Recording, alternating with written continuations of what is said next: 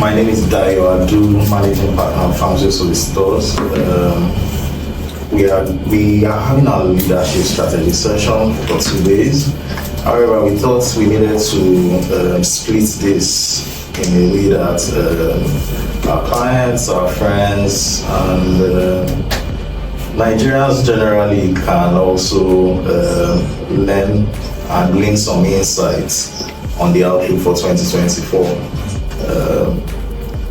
We are very honored to have with us today the acting Chief Executive Officer of the NGX Exchange, Mr. JUDE CHIEMEKA. Thank you very much for honoring our invitation. Also, my very good friend, and we go way back, Onayiga, Managing Director of BancTrust and Co. They will be sharing their insights and experience with us today on the outlook for 2024. I'll also acknowledge my colleagues here behind the cameras, my partner with Famsville, Bimbo, who has been graciously puts all this together. The team leads, Temi, Pamela, Seun, Tokwe as well. Thank you very much for all being in attendance as well. As you may be aware, the theme for this session today is Investor Opportunities in Nigeria, the 2024 Economic Outlook. I think I want to pick it up from last year. We had an elections last year, keenly contested, a winner emerged, and we have since settled into office. I think 7-8 months counting now, and it's been topsy-turvy, if I can put it that way. On one hand, leading very bold reforms. On the other hand, I don't know if I would say the market is responding or not in terms of the challenges around Forex. That still remains. We've had to advise numerous clients lately around their Forex-related concerns. In most cases, they've entered all sorts of agreements with suppliers, those that are producing raw materials for them, using a particular USD rate. And now they seem to be running into trouble a lot, which might be good for us because it keeps us busy. But on the other hand, we have to think about the end users as well, because this cost is somewhat passed to them as well. Food prices are on the increase.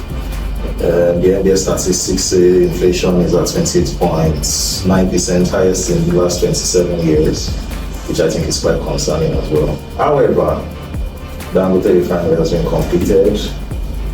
I would want your insights on what the impact of that will be on the economy as a whole, and even for investors' confidence. We are seeing the market is on a bullish run currently, doing fantastic as well. So my first question will go to JUDE.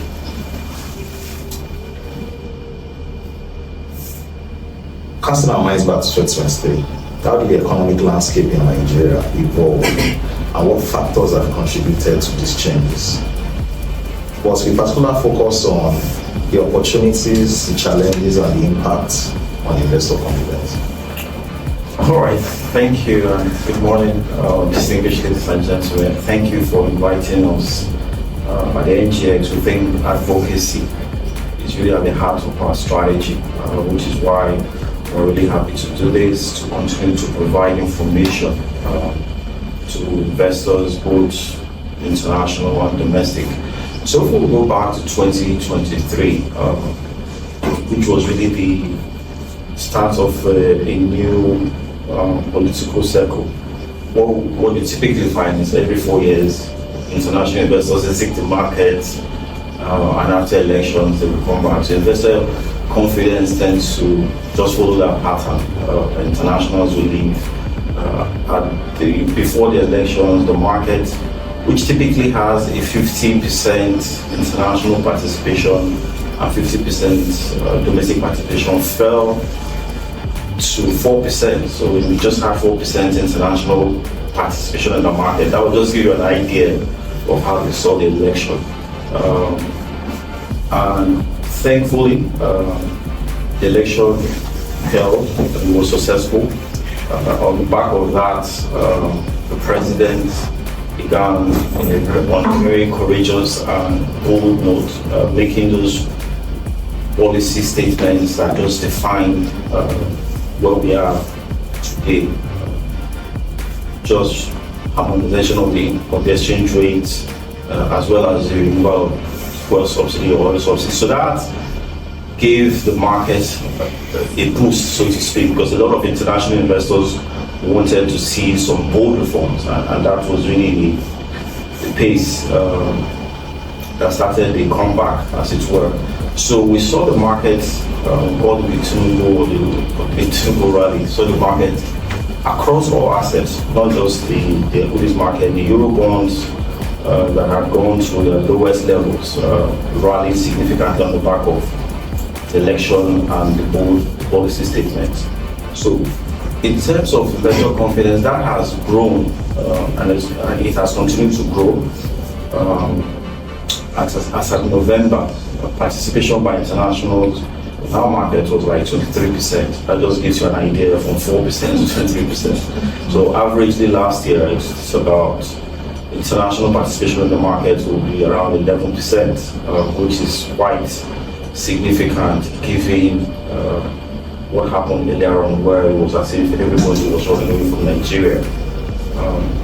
In terms of what the opportunities are, clearly just based on the policy statements, one could see that the economy is navigating towards more bolder reforms as expected. Now, the major challenge, which continues to be a challenge, is the fact that the quality of the FX reserve continues to be an issue. What is it? It's $33 billion. And then if you have $33 billion, why can't you write a check for the backlog of $6 billion? You know, you get the finance minister saying, oh, we're hoping to get $1.5 billion from the United Nations, from the World Bank, to be able to address some of this backlog. But I think that is really the major issue, the fact that there's this forwards. So we need to understand what these things are. These are obligations that the government went into, and they should have settled by now. So that's why it's considered as a backlog. It's not talking about immediate demand. These are obligations that they should have settled based on the contracts, and they are not able to settle it. So that causes a problem, because it's a market. So for confidence to be restored in that market, these backlogs need to be cleared. And I think that is really the pace of the work that we have seen in terms of what they're doing, talking to Afrezin, doing that deal with NNPC on the former sale of crude. I think all they're doing now, to a large extent, is just trying to find a solution to clear this backlog. Because once this backlog is cleared, so to speak, then it opens up that futures market. So confidence will be restored, and then people can take risk and say, okay, look, I don't need the money today, maybe in another 5-6 months. So they can go into a contract, and that will ease that liquidity in that market. But until that is done, I don't think any international wants to buy any forwards when the backlog have not been cleared. So that's really the major shortfall. In terms of the opportunities that we have seen, clearly it's presented a huge opportunity for exports. So governments will be making very bold strategic reforms just to ease all the activities around export, because it's now important to earn and have those dollars to solve domestic problem we're having. They can't print dollars, so it has to be earned. And the process of earning it, they have to remove all the obstacles to ease that. So by and large, investors' confidence dropped before the elections. It picked up after the elections and has remained on a steady path. The finance minister was saying that they have done well, given where they started from. Inflation is coming down. There's a bit of stability with the FX. So they should really be rewarded because of what is going on and all the bold reforms. So we should see more investors coming into the market going forward. Thank you. Thank you very much. I'm also aware that some backlog was cleared. I think about $2 billion was paid out to airlines and a few days ago. Seun, you are on the other side. He has spoken with respect to his viewpoints, his better viewpoint from the markets. What are your clients saying? What's the feeling? Have you felt their pulse? What is happening? How busy have you been in the last 1 year? Thank you, Diane. Thanks for having us. So thanks for having me here. And I'm excited to share my thoughts. I think on the investor side, the key thing is really around confidence. As Jude had mentioned, when the government came when the administration took over and started, a lot of good reforms were put in place. The market was very, very excited about that. But what some people have not seen and are waiting to see is for them to sort of sustain many of the reforms that they put in place. And the big one is really around FX. The FX problem, even though they've taken the right steps in terms of sort of repricing the currency, what people want to see, and I still notice that there's still a lack of liquidity. The hope had been that with it was supposed to be unification, but it ended up being repricing because the arbitrage of the spread is still sustained. But what people were hoping was that with that sort of unification of repricing, there will be a lot more dollar inflows that will come in. We've seen some of it happen, but certainly not at the levels that would trigger any material effect in the quantum of reserves and things like that.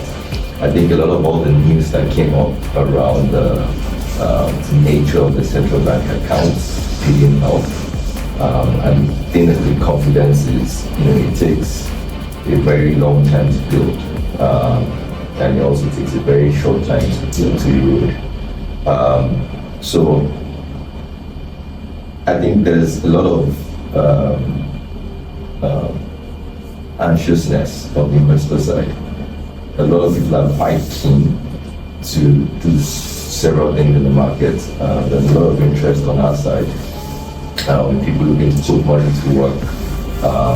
But what people don't want to do is to get funds, drawing capital, and due to no risk or direct risk with their investments, their capital gets eroded. So they'll rather, for the most part, stay on the sidelines. So there's a lot more clarity on whether the liquidity is being controlled. There have been some positive steps or some positive noise that we've heard.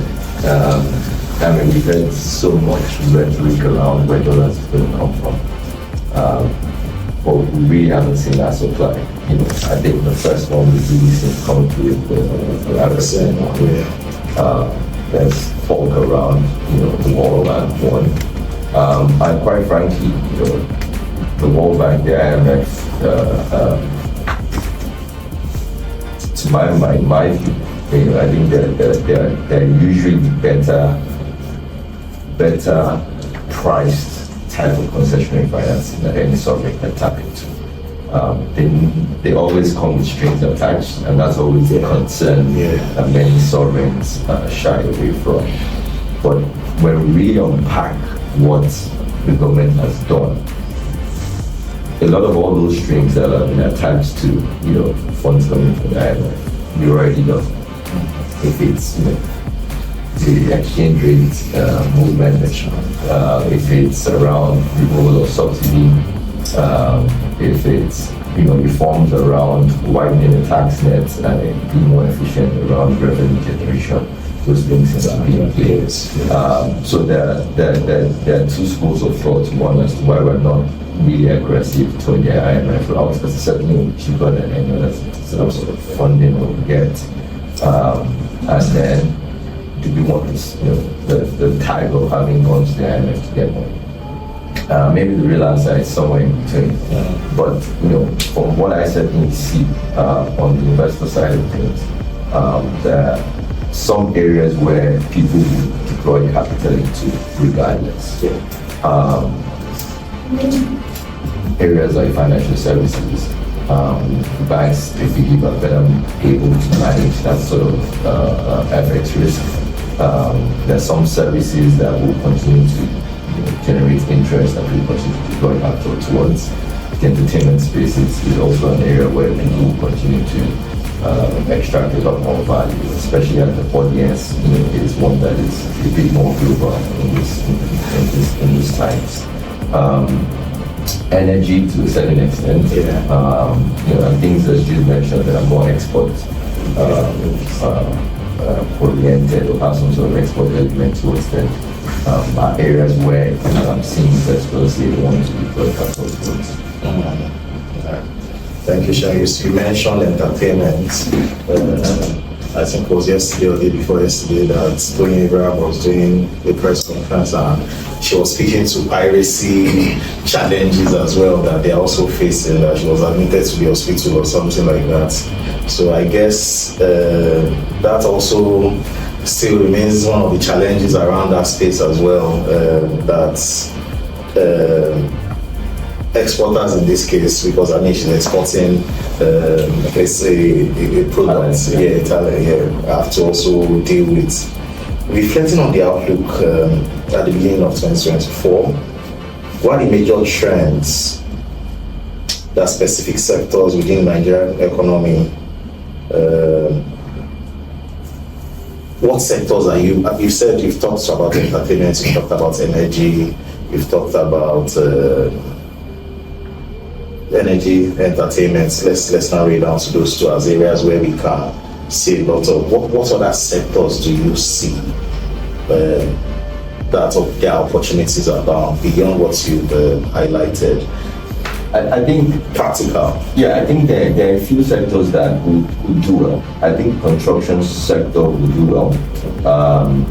As the government is a big spender in this economy, and this is a key catalyst of economic activity.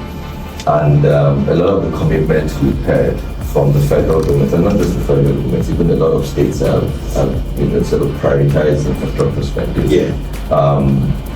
Some of that infrastructure spending will be on roads directly by the government.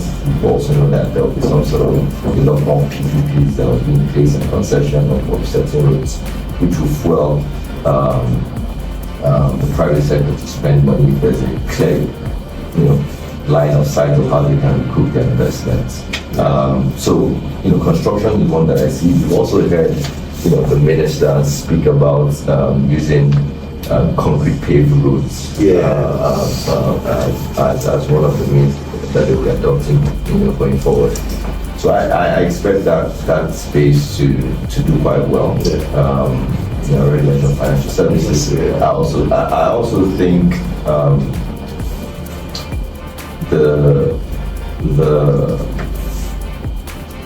some sectors that might struggle and not do as well as most will be areas like real estate. So the downstream side of as an asset class, a lot more people will find alternatives to put money in, especially as returns. When you look at the inflation effects, might not be negative when you factor in inflation. If something is giving you an annual yield of some 10% or rental yield of some 10%, a lot more people would at least press the button or put the handbrakes in making those sorts of investments, especially even at the cost of developing materials on the high side. But energy, power, if we can get the tariffs right, So I saw what's happened with Renaissance, acquiring some shell assets. Correct. Yeah, so and I expect a few more of those to happen. BNI Rando last year. Correct. Yeah. Correct. You know, before that there was the Shell, the Mobile, the exhaust so that, and as those things happen, there'll be need for financing. Financial services sector, energy, agriculture, especially those that are export driven, construction, telecoms, they always do well as they appeal for streaming and more sort of go demand for communication arises. All right, Jude. Peer-to-peer analysis. What we say is the ranking of the Nigerian markets, and what opportunities. What are the opportunities now? Because I mean, the share prices of so many companies in the market is skyrocketing. Looks as if the really good times are back. Really good times being 2008 thereabouts, when the market was performing magic. What is the reason behind that? How is that happening? Why is that happening now? Is it not contradictory that we're having all these economic challenges and the market is on the position? No, it's not. But just before we get to that, in terms of the sectors to look out for, I think trade, which is about 12% of GDP, is also one of the things that we try.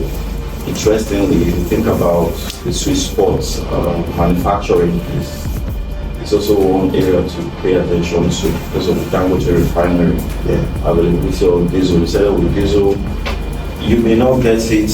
Obviously, you're going to sell the products of the crude in dollars, but at least the availability of the products, so you can actually plan better. And the supply will moderate the price naturally. So those are areas that the investors should actually be thinking about. So the market peer-to-peer analysis, the ease of doing business in Nigeria, I mean, it's up from scale of 10, 5.69 from 5.4, so it's marginal. But all these reforms will continue to push the boundaries for the markets, not just the equities market, but the entire capital market, which is a composition of both equities and fixed income and the rest. We have seen a more efficient use of the markets, especially by corporates. A lot of corporates are doing commercial paper, a lot of fixed income instruments are being raised just to raise capital, as opposed to the traditional relying on bank loans to finance long-term projects. So to think about it, last year, the exchange facilitated over 3.8 trillion just fresh capital for governments, states, as well as corporate. So the market in itself is forward-looking. If you think about it, the stock market is forward-looking. It's a barometer of what happens in the economy, and it's forward-looking. So we need to look at that from that perspective. So for a long time, we had a market that was grossly undervalued. To the point that some of the PEs were even encouraging some of the banks to delist because the value the market placed on them was far below their real worth. So they were saying, look, the list will buy out the retail investors and you will have a better valuation outside the listed. PPE struggled for a long time, just trying to sell those government assets because the market didn't have a value some of those investors considered a reasonable level to exit those investments. So what has happened is the reforms, obviously, to a large extent, has helped the markets. We now have more internationals playing in the market as to what was before. But beyond that, the domestic participation too has been on the upside. You need to think about the pension fund that is also growing, is contributing, and it's growing, and they have been deploying their investments in the market, both fixed income and on the equity side. So that is also an increasing pool of investors that are coming to the market, obviously the retail. Traditionally, the retail market is somewhere around 20-25%, but we've seen that grow in the last year or so to somewhere around 33%. So there has been an increased participation from the retail side. What exactly is driving the sentiment? If you think about inflation, where inflation ended last year at 28.7, and the 1-year treasury bill was around 10.4. So clearly the natural place to deploy your money is in a market, the equities market, that has to a large extent and the ability to help you hedge. And the market closed last year at 45.9. That will just give you an example of the sentiment and how it has driven. And what we're seeing now is also, if people are trying to beat inflation, where else would they park their investment? I think that's the consideration that one needs to pay attention to. But more importantly, I think this government has said categorically that they will use the markets and that they are concerned about their debt burden, which means they will have to privatize. Okay, yeah. So we need to bear that in mind. I mean, we talked about the 390 billion privatization of assets. So we expect the government to really be aggressive in terms of utilizing the market to privatize their assets and push for that as opposed to borrowing, because it's almost as if they have maxed out on that. So that is perhaps the main sentiment really around the equities capital market. On the fixed income side, I mean, that is clear. A lot of corporates and governments are making use of that to just drive participation. So if you think about the ease of doing business in Nigeria, the reforms that are ongoing, clearly there will be need to make more bold reforms in order to unlock the value inherent in the market. And I say this because last year the SEC had this conference on Islamic finance and what that can do. You know, it's not just limited to private participation or government private type of initiative, but the government themselves can actually utilize those instruments to bridge the infrastructure gap. So last year, over 1 trillion naira was raised from Sukuk just to finance and refurbish those roads. And we'll expect them to continue along this trajectory. If you think about the low base of where Nigeria is even in that market, the entire global Islamic finance is somewhere around 3.6 trillion, and it's expected to go to around 5.6. And Nigeria is just 3.9 billion, which is really small. It's a low base, so there's a lot of room for growth. If you think about what Malaysia is doing or what is being done in Saudi Arabia or Indonesia, so there's a lot of room, even if we're to look at it from a sentiment point of view, given the Muslim population we have in Nigeria. But Islamic finance is really not about religion, it's really more a non-interest financing tool that helps government to raise capital because it's ethical, it's not interest bearing, and there are some investors who will not invest in any other instrument apart from this sort of instrument. So that pool of capital will then be unlocked by utilizing this. And if you think about the green bond aspect,